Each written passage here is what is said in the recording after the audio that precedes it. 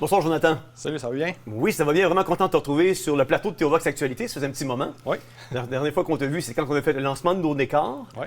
Donc c'est vraiment comme ce soir une chronique officielle. Première vraie chronique dans les nouveaux plateaux. Ce soir, tu nous parles de 3 opérations psychologiques en lien avec un narratif dominant rempli de mensonges. On le sait que nous poussons aujourd'hui à travers cette manipulation des gouvernements, des médias et notamment de plus en plus aussi du milieu artistique.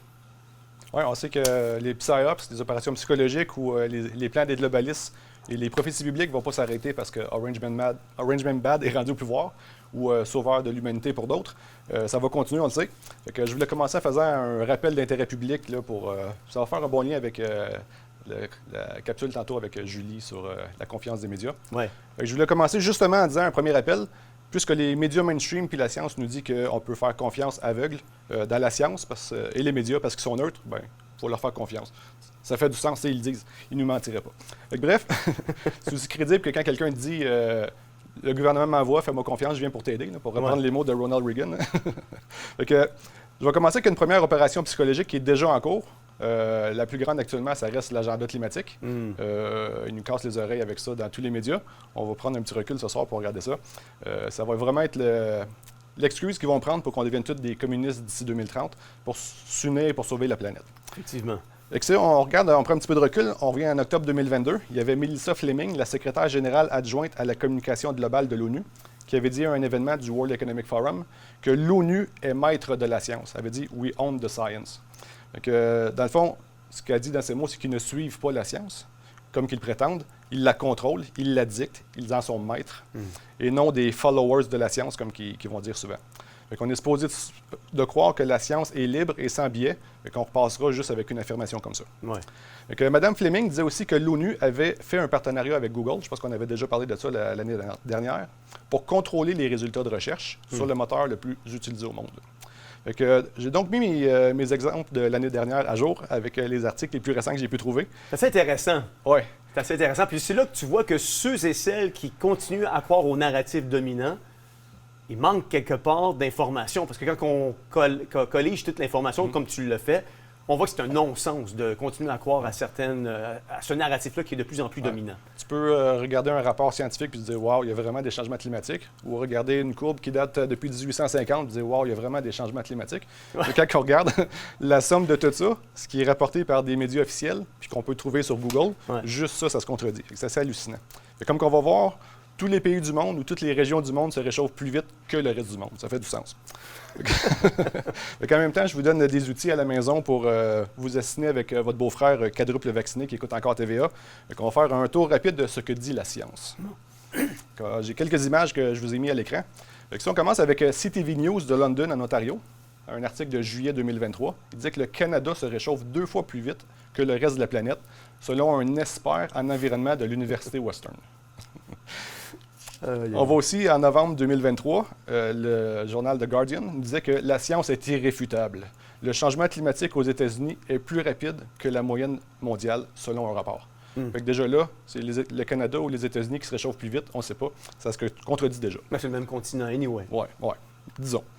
Si on continue, deuxième image, NBC News en avril 2024, l'Europe est le continent qui se réchauffe le plus rapidement à un rythme presque 2 fois supérieur à la moyenne, selon un rapport. Newsweek, octobre 2022, le climat de la Russie se réchauffe plus vite que celui du reste du monde. Donc là, on est rendu loin de l'Amérique. Ouais. L'Europe, la Russie, eux autres aussi se réchauffent plus vite que le reste du monde. Ça fait du sens.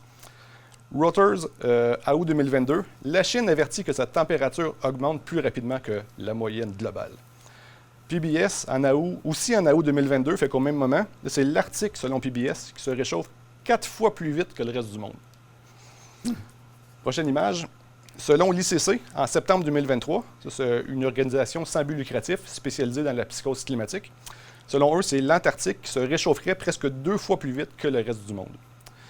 Et selon le Washington Post, en septembre 2022, selon eux, c'est le Moyen-Orient qui se réchaufferait 2 fois plus vite que le reste du monde. Ça fait beaucoup de sens. En fait, c'est le monde qui se réchauffe plus vite que le reste du monde. Oui, j'ose imaginer la place où ça ne se réchauffe pas plus vite que le reste, ça doit être vraiment froid. Ouais. En rafale, parce que là, on n'a pas colorié toute la map, mais on peut colorier toute la map avec ce qui va suivre. Dans la même situation, on a aussi le Groenland. l'Australie, l'Asie, l'Amérique latine et sans oublier l'Afrique. Donc, partout se réchauffe toujours plus vite que le reste du monde. Ça fait du sens. Ça fait du sens. Merci la science. Donc, le monde se réchauffe. Ouais. Fait que ça, c'est de la science dans laquelle je peux mettre ma confiance aveugle. Merci Google, merci les scientifiques. Ben oui. Fait que, bref, c'est une belle opération psychologique planétaire pour justifier un régime totalitaire comme l'agenda 2030 qu'on a déjà parlé. Un beau monde utopique où on devient tout communiste et... ils diront pas pauvre égal, mais ça, c'est ma définition du communisme. Pauvre égal. Pauvre égal pour sauver la planète. Wow. Fait que, donc, à la maison, n'oubliez pas de faire confiance à la science et les médias mainstream. C'est une belle preuve flagrante de médias mainstream et d'études scientifiques, d'experts, qui nous prouvent que la science se tient. Ouais. Fait que, si vous ne faites pas confiance à la science, vous êtes des sales racistes, complotistes, transphobes et adeptes de désinformation. Bref, puis la science, ça sert aussi de levier pour nos dirigeants politiques. Fait que, basé sur ce beau tissu de mensonges-là, un beau tissu de mensonges de science irréfutable, ça donne aussi la légitimité aux globalistes pour pousser plus de contrôle. C'est ce qui justifie les mesures et des lois un peu partout. Fait que, on l'a fait pendant la pandémie pour sauver grand-maman. Fait que, pourquoi ne pas le faire pour sauver toute la planète et aussi les grenouilles dans les milieux humides? Fait que, dans ce beau théâtre de politique mondiale, avec les marionnettes manipulables juste en dessous, des globalistes, on a des politiciens comme Trudeau et Legault qui reçoivent les ordres d'en haut pour mettre en place des lois qui font aucun sens. Je ne sais pas si tu sais, mais nous, on a créé un groupe de nouvelles chez Théovox dans lequel on est comme 3-4 personnes, on s'échange des nouvelles.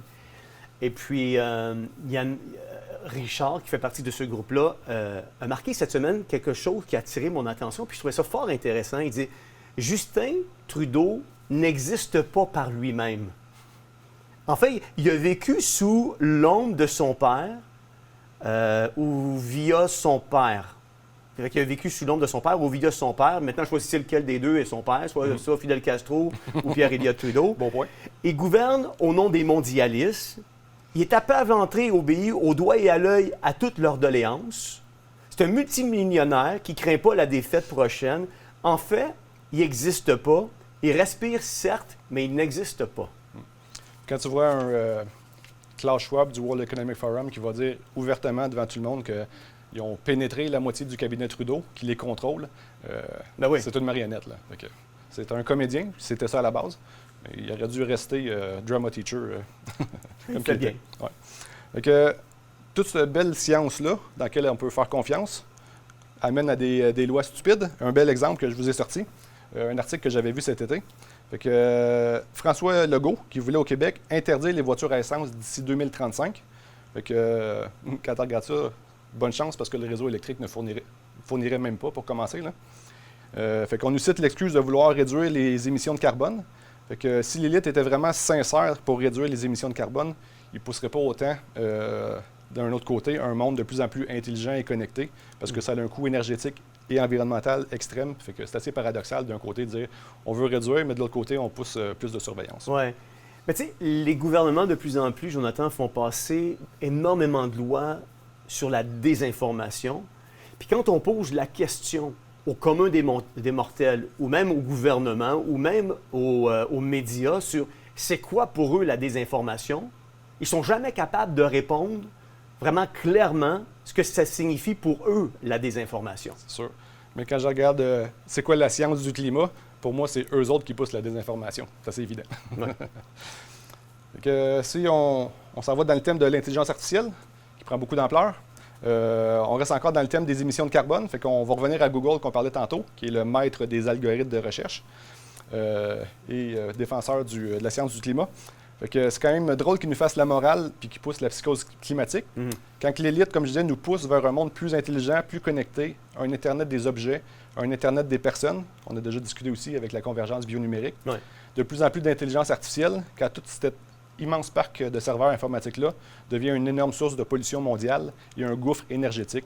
Fait que selon un article qui est paru cet été dans BFM TV, on disait qu'en 2023, le géant de la recherche en ligne, Google, a vu ses émissions de gaz à effet de serre atteindre 14,3 millions de tonnes de CO2, soit une hausse de 48 % par rapport à 2019. Fait que c'est à peu près la moitié plus selon mes calculs. On nous dit ensuite que selon les besoins en intelligence artificielle de Google, ça explose. et que ça compromet leur effort de réduire les émissions de carbone, un problème auquel sont aussi confrontés ses rivaux Amazon et Microsoft. On nous dit aussi qu'en 2023, les émissions de Microsoft ont augmenté de 29 % par rapport à 2020. Et on s'attend que 2020 a dû être une grosse année là, avec la pandémie puis l'explosion du télétravail et beaucoup de passages au cloud. Là. Donc, Microsoft va augmenter quand même de 30 % là, après 2020. Donc, ils disent aussi que ça nécessite des besoins accrus, toute l'explosion de l'intelligence artificielle. Mais c'est drôle parce que nous, les paysans, on nous dit de prendre des douches de 5 minutes maximum, de se mettre un timer dans la douche, de couper le moteur de l'auto à la lumière rouge, puis de puis partir le lavage la nuit. C'est l'hypocrisie totale. Puis ça me fait penser, j'ai vu un article, je pense c'était hier, sur l'intelligence artificielle. Ça prend plus d'électricité qu'une ville entière. Les systèmes sont en train de mettre en place.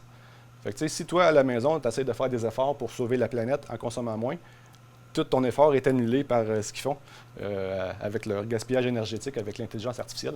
Ça me rappelle un petit peu ce que moi je fais. Je ne peux pas les juger parce que, quelque part, il y a un vegan qui essaie de sauver la planète en ne mangeant pas de viande. Fait que moi, je fais mon effort, j'en mange le double pour annuler ses efforts. Mais eux autres, ils font ça. Dans le fond, ils nous disent de couper nos consommations électriques, mais ils deviennent un des plus grands consommateurs là, eux-mêmes en explosion. C'est paradoxal. Ouais. Fait que, on change d'opération psychologique.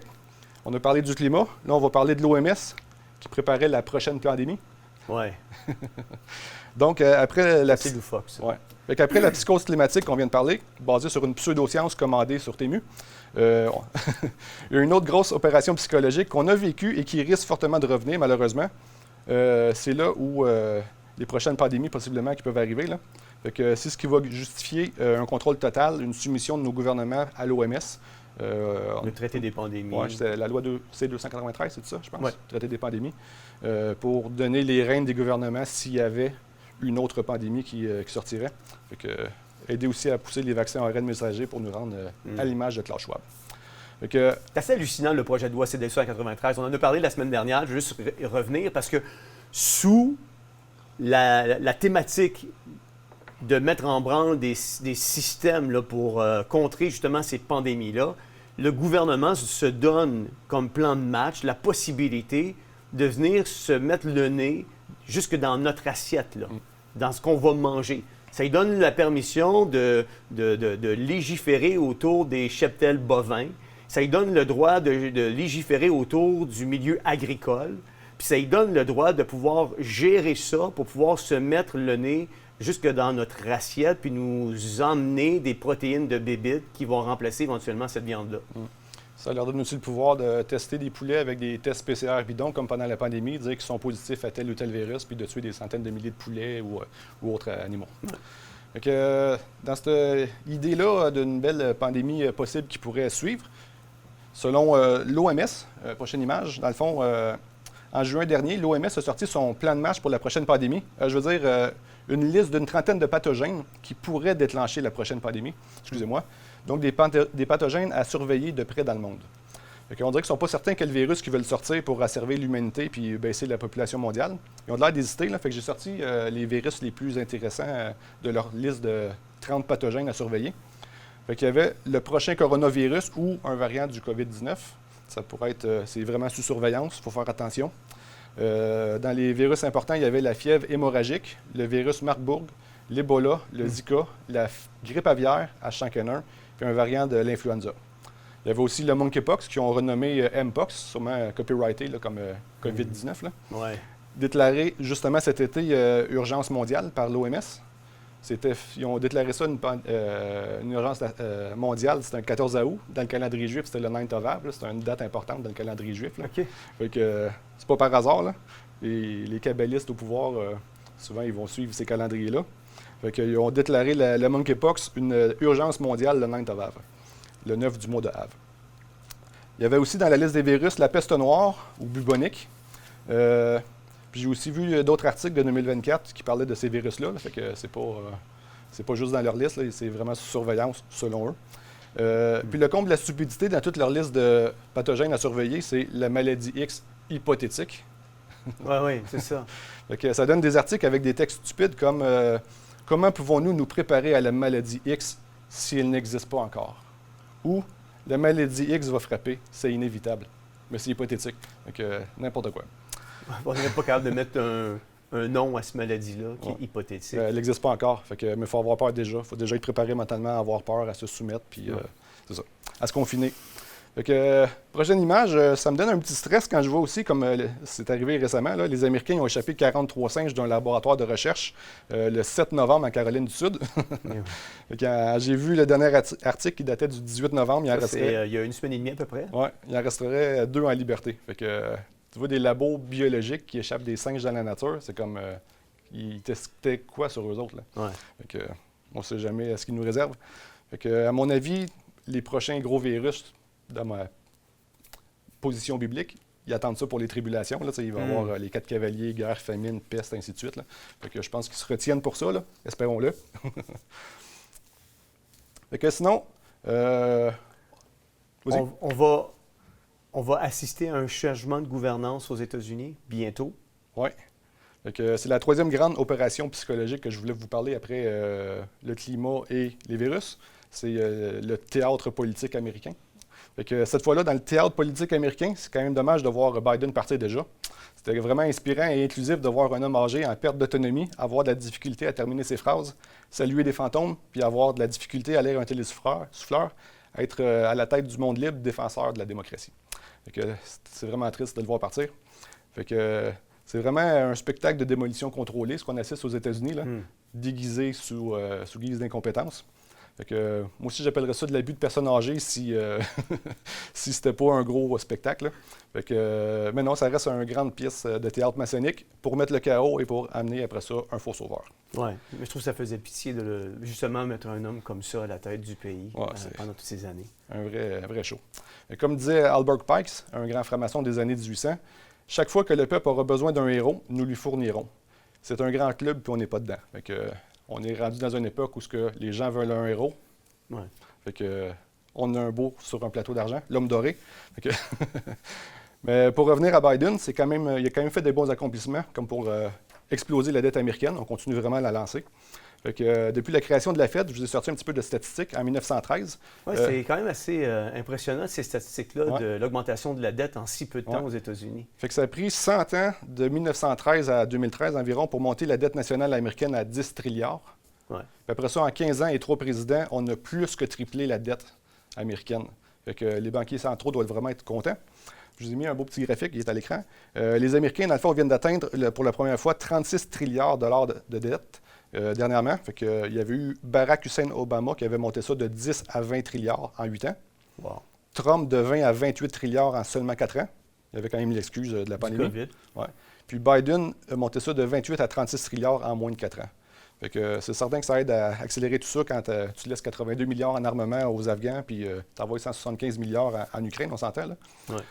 Puis selon comment tu peux envoyer tout ça en armement, en argent, quand tu es déjà déficitaire et tu es sous la dette? C'est comme, ça n'avait pas de sens. Là. Ça fait aucun sens.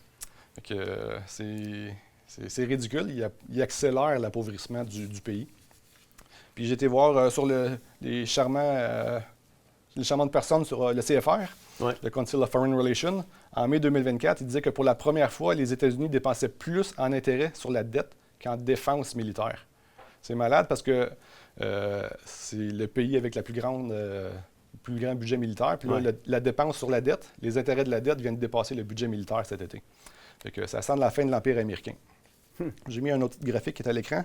C'est quand même pas rien, étant donné que, comme je disais, ils ont le plus haut budget de défense au monde, avec 916 milliards de dollars annuellement. C'est le triple du budget de la Chine. C'est 9 fois celui de la Russie. C'est certain que ça coûte cher quand même monter puis maintenir un empire impérialiste à travers le monde. Mais on est rendu au bout de l'élastique. Le système bancaire de réserve fédérale, c'est un élastique. C'est certain aussi que tu flammes des milliards quand tu investis dans la DARPA pour développer des vaccins en ARN messager. Ceux qui vont aller voir sur Google, ADEPT, A-D-E-P-T. Premier résultat avec DARPA. Le premier résultat, c'est un PDF de la DARPA, branche militaire. Ils disent eux autres mêmes qu'ils ont développé l'ARN messager puis qu'ils ont sous-traité Moderna avec les premiers tests sur 22 humains en 2019. Les taxes des Américains financent à coups de milliards l'armée, la DARPA et autres qui, dans le fond, après ça, produisent des armes biologiques contre son propre peuple. Ouais. Tu nous parlais de Kamala Harris qui, malheureusement, a raté sa chance à la Ouais, présidence. c'est vraiment triste qu'elle ait raté sa chance à la C'est présidence. ça triste. Ouais, ouais. C'était quand même une grande surdouée, là, dans la même trempe que Biden. Ouais. Reconnue pour sa grande incompétence là, dans plusieurs domaines. En tout cas, surtout pour sa gestion de la crise de la frontière. C'était elle, la border czar. Puis ça a été un échec total, puis après ça, on n'a presque plus entendu parler. Là. Elle avait aussi un beau petit rire angélique, pour ceux qui la connaissent un peu plus, puis des beaux word salad, là, la façon de tourner des phrases en rond, puis avoir de l'air d'une tarte. Là. Fait que ça va nous manquer un peu. Fait que, elle aurait été aussi la première femme afro-américaine à devenir présidente américaine. Fait que, ce qui fait quand même drôle de dire ça pour un parti qui ne reconnaisse pas la différence entre un homme et une femme. Mais bon. Mais tu vois, elle était tellement surdouée que je t'ai préparé une petite vidéo. Surprise. Une petite vidéo que j'ai répertoriée justement de Ben Stiller qui vantait ses compétences comme future présidente des États-Unis avant justement qu'on sache que c'était Donald Trump qui a gagné le 5 novembre dernier. Je veux juste qu'on écoute ce qu'il avait à dire Ben Stiller pour promouvoir Kamala Harris. Shoot. You know, it's going to be the first woman president, and that's incredibly exciting. And, you know, she's Indian, she's Black, she's everything. You can be more than one thing. It's incredible. You know, I'm Jewish and Irish. I wish I was Black. Every white Jewish guy wishes he was Black. I want just a decent person in the White House, you know, a person who cares about democracy more than themselves, who doesn't lie, who's not fomenting anger and rage, someone who cares about people. And that's what Kamala Harris does. She's like a human being. She acts like a human being, and she has empathy and she has humor, and it's beautiful when she laughs.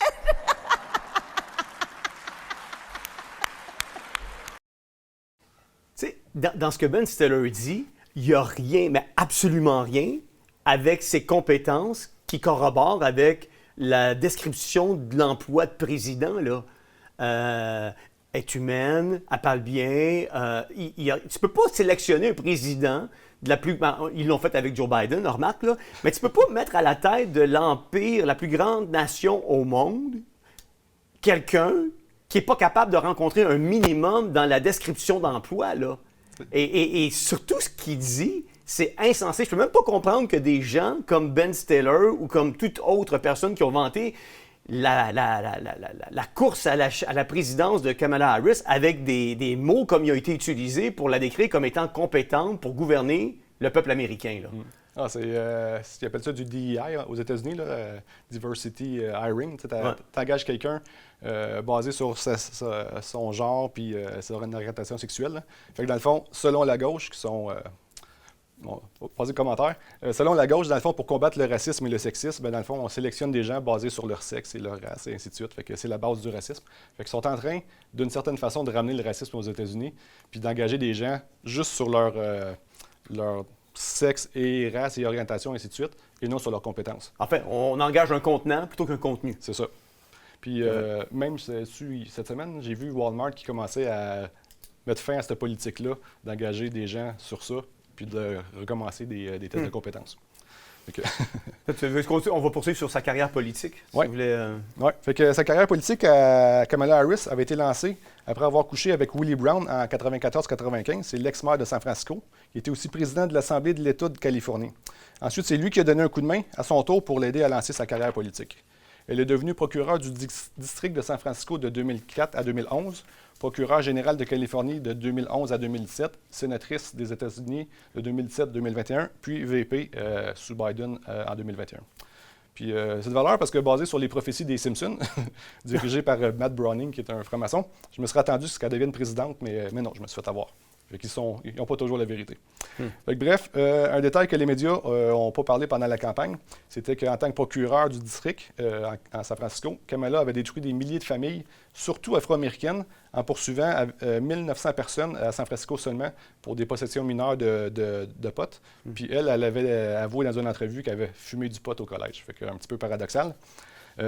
Si on revient à son origine ethnique, pour suivre un peu ce que Ben Stiller disait, c'est une autre preuve qu'on peut faire confiance aux médias. Elle semblait jouer sur tous les tableaux, pour gagner les votes de tout le monde. Fait qu'on on pensait que notre blackface Trudeau, Justin, était le maître de l'appropriation culturelle, mais elle ne donne pas sa place. Fait que, prochaine image, on la décrivait parfois comme afro-américaine pour gagner le vote afro-américain, parfois comme jamaïcaine, parfois indo-américaine, parfois asio-américaine, pour voler ou avoir le vote asiatique. Fait que, je ne suis pas biologiste, mais avec sa photo de famille, je pencherais du côté indien. Fait qu'elle avait pourtant une belle équipe de choc pour gagner la campagne. Elle avait choisi Tim Walz comme futur vice-président. Fait que Tim Walz, pour ceux qui le connaissent, c'est lui qui avait rentré les tampons dans les toilettes des garçons à l'école. Fait que c'est pour ça que plusieurs l'appellent Tampon Tim, Tim Tampon. Puis selon plusieurs démocrates, c'est lui qui aurait dû arrêter la vague rouge, mais ça n'a pas été le cas. Bref, on est passé à 2 doigts d'avoir 2 communistes d'extrême gauche au pouvoir pour continuer à détruire les États-Unis. Mais si on prend un petit peu de recul avec tout ça, la gauche a tellement poussé fort la fenêtre d'Overton dans les dernières années, avec le wokisme à un point ridicule, vers un communisme ouvertement affiché, que n'importe qui paraîtrait moindrement normal, de centre ou de droite, comme Trump ou autre, même si c'est une marionnette des Chabad Lubavitch et ces gangs-là, des kabbalistes, même s'il a dit récemment à Trump qu'il n'était pas chrétien, mais qu'il aimait les chrétiens, puis venez voter pour moi. C'est la dernière fois que vous allez voter. N'importe qui ait de l'air moindrement du centre ou de droite, c'est une réaction que les gens vont prendre parce qu'à l'opposition à ce qui est poussé beaucoup les dernières années. Je comprends ce que tu dis quand tu parles de Trump, Joe, mais forcé d'admettre qu'il y a quand même des politiques conservatrices qui plaisent aux chrétiens, sans le voir comme un sauveur, sans le voir comme la plupart des gens peut-être le perçoivent. Je pense qu'en tant que chrétien, on doit se réjouir de son élection parce que les politiques qu'il adopte présentement sont quand même des politiques qui viennent rejoindre, dans plusieurs cas, les chrétiens, puis qui sont en corrélation avec des politiques qui sont un peu plus conservatrices. Bon, c'est sûr. Mettons, si j'étais américain, j'aurais voté pour Trump 100 fois avant Kamala. C'est plus de droite, plus conservateur que les extrêmes gauches de l'autre côté. Mais il y a tellement un aura de séduction autour de Trump. Il s'est dit qu'il est l'élu. Tu avais le jour de sa naissance, là, c'était quoi, Ron Hubbard de l'Église de Scientologie, puis Aleister Crowley disait qu'on avait fait un moonchild. Il y a quelque chose de vraiment occulte autour de Trump. Là. Fait que oui, il peut dire les bonnes choses, il peut pousser des bons agendas, mais il faut quand même prendre du recul et faire attention à Oui, mais moi, ça m'emmène à dire, la politique étant ce qu'elle est, c'est un milieu corrompu présentement, c'est un milieu manipulé, c'est un milieu de mensonges, c'est un milieu où ce qu'on veut emmener comme désinformation, ou ce qu'on dit, ça c'est la désinformation, ils le sont eux-mêmes, la désinformation. Mais quand on a quelqu'un qui est là, qui est quand même là, puis que c'est le moins pire, puis qui fait respecter des valeurs. Écoute, sous Trump en 2016, il y a des lois qui ont été... Roe v. Wade a été renversé, l'avortement a reculé aux États-Unis. Il a quand même fait des bonnes choses. Puis ça, il faut le souligner sans prétendre que c'est le sauveur de l'humanité, puis sans le voir comme étant la 7e merveille du monde. Je pense que pour quelqu'un qui a des valeurs chrétiennes, ces gens-là doivent quand même se réjouir, sans lui donner le bon Dieu, sans confession, en gardant une certaine méfiance, certes, mais se réjouir quand même des politiques qu'il applique, qui sont en concordance justement avec des valeurs conservatrices. Oui, c'est sûr. Mais il faut garder les pieds sur terre. C'est pas un sauveur. Tant mieux s'il fait des bonnes lois et qu'il ramène le pays dans un bon sens. Mais c'est parce qu'il y a tellement d'exagération dans l'espoir que les gens mettent en lui. Il faut faire attention à ça. Oui. Okay. Comme je disais, si on prend un pas de recul, chaque action génère une réaction opposée. Fait que la troisième opération psychologique que je voulais parler, c'est justement ça, le paradigme gauche-droite. Fait que dans le fond, ce qui devait logiquement arriver après 4 ans d'extrême gauche sous les démocrates, Trump a remporté les élections, ou les sélections. Contrairement à 2020, on dirait que cette fois-là, il n'y a pas eu de fraude électorale, tout est beau, puis personne ne se plaint. Fait que là, on a une belle fenêtre de 2 ans et demi, là, où les démocrates peuvent mettre le chaos, puis que Trump peut venir en sauveur après ça. Là. Fait que je dis aux gens de slacker vos espoirs. Là. Tant mieux s'il fait des belles choses, mais on a une possible belle séduction devant nous. Fait que c'est ça. Fait que il n'y a pas de verset dans la Bible qui nous dit que Dieu va envoyer un homme orange pour nous sauver à la fin des temps, mais ça nous parle d'apostasie, puis un abandon de la foi, puis des grandes séductions. Fait que du côté biblique, il faut faire attention à qui on met nos espoirs, puis malheur à celui qui met son espoir en l'homme. Tant mieux s'il fait des bonnes choses, mais ça reste Dieu qui est au contrôle. Dieu met les dirigeants en place, des fois pour juger les nations. Fait que si on veut que notre pays soit guéri, il faut se mettre à genoux, se tourner de nos mauvaises voies. Puis si les gens font ça, ben ça sera ça. Effectivement. Merci beaucoup, Jonathan, pour cette chronique ce soir. Plaisir. C'est vraiment apprécié. Vous savez, OK, là. Vous savez, on vit dans une société qui est remplie de mensonges. Jonathan nous a fait valoir vraiment en vitesse accélérée tout ce qui concernait le changement climatique, puis que les pays, que ce soit aux États-Unis, au Canada, en Australie, en Russie, peu importe le continent, il semble qu'ils se réchauffent tous à une vitesse incroyable, plus que l'autre, alors que le Canada semblait être le pays qui se réchauffait 2 fois plus vite à travers le monde. On voit qu'il y a un mensonge qui est la ligne directrice. Et je veux juste vous donner la définition d'un mensonge. Un mensonge, c'est un faux intentionnel ou une fausseté intentionnelle qui viole le droit de quelqu'un à connaître la vérité. En fait, le mensonge sont des déclarations que l'orateur croit et c'est fausse et qui visent à emmener la personne à laquelle elles sont adressées à les accepter comme étant des vérités. Le mensonge est une fausse déclaration ou une fausse présentation connue pour être fausse, faite dans l'intention de tromper. Vous savez, il y a un document qui a circulé justement lors du World Economic Forum en mars 2024. Et je vais vous en lire quelques extraits parce que je trouvais ça extrêmement fascinant en conclusion à la chronique de Jonathan. Ça nous dit « La technologie numérique et les écosystèmes médiatiques fragmentés ont permis à la désinformation de proliférer. La propagation de la désinformation a alimenté l'érosion de la confiance dans les sociétés. Le rétablissement de la confiance et la préservation d'un environnement médiatique sain nécessitent un effort conjoint des gouvernements, des médias, des entreprises technologiques et de la société civile. Plus bas, ça va dire, aujourd'hui, la prolifération de faux contenus en ligne est omniprésente et exacerbe l'érosion de la confiance mondiale dans les institutions. En fait, seuls 40% des gens déclarent faire systématiquement confiance aux informations. Comme le souligne le Global Risk Report 2024 du Forum économique mondial, la désinformation est considérée comme le premier risque mondial dans les 2 prochaines années et le 5e risque mondial dans les prochaines 10 ans. La lutte contre la désinformation nécessite un effort concerté dans tous les secteurs. Les gouvernements, les médias, les entreprises technologiques et la société civile doivent collaborer pour créer une défense à plusieurs niveaux contre la diffusion de fausses informations. Et en terminant, ça disait dans ce document-là, ces actions clés ont été discutées lors de la 54e réunion annuelle du Forum de Davos, au cours de la session intitulée « Défendre la vérité ». Et c'est vraiment étrange quand on regarde que pour eux, défendre la vérité, c'est défendre leurs mensonges au nom de la vérité. Ce que nous avons fait pour parvenir à contrer l'information véridique, ou la vérité, qui est devenue un enjeu et le point central même du World Economic Forum à son dernier forum en mars 2024, on lui a donné l'étiquette de désinformation et avons filtré plusieurs secteurs pour mieux contrôler la politique, les médias, la presse, le milieu artistique, le marketing et la publicité, le milieu des affaires. Présentement, on tue des PME et on finance les multinationales à coups de millions pour être certain de contrôler le narratif. Nous avons infiltré le secteur des technologies. On a fait et continue de faire passer des lois de censure à travers le monde en lien avec la lutte contre la soi-disant désinformation. Pourquoi? Pour contrôler le message. Tout ça a contribué à quoi? Au contrôle du narratif. Ce qui a contribué à diviser la société en deux, soit la majorité qui croit que le mensonge est la vérité, et ceux qui exposent le narratif dominant comme étant le mensonge fabriqué de toutes pièces. Pensez-y. Soyons critiques, validons et faisons des recherches plutôt que de croire aveuglément tout ce que l'on nous dit à travers la bouche des médias et des politiciens.